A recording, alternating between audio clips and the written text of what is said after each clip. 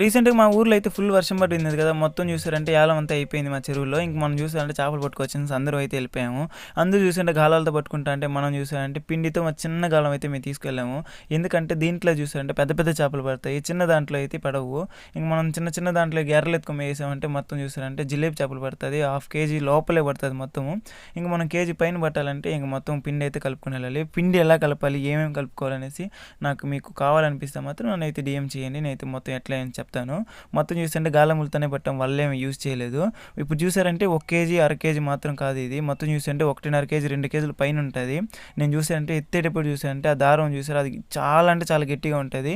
మీరు చూస్తేనే అర్థమవుతుంటుంది. దాంట్లో నుంచి ముళ్ళు కూడా చూసారంటే లేస్గా పైనే లైట్గా ఉంటుంది, మొత్తం ఫుల్ గుచ్చుకోదు. ఏదో 1, 2 చేపలకు మాత్రం ఫుల్ గుచ్చుకుంటుంది.